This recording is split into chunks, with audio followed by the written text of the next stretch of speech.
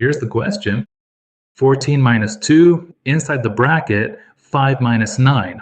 So 14 minus 2 becomes 12. Inside the bracket, 5 minus 9 becomes negative 4. Now, 12 times negative 4 equals 12 times 4 is 48, negative. This is the transfer, but this is wrong. Now rewrite the question. 14 minus 2, bracket, 5 minus 9.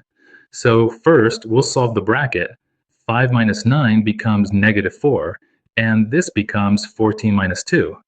Now let's solve further. Here, we'll remove the bracket and multiply. 14 minus 2 times negative 4. Now, when we multiply minus by minus, it becomes plus. Now, 14 plus 2 times 4. 2 times 4 is 8. 14 plus 8 equals 14 plus 8 is 22. This is the answer, sir.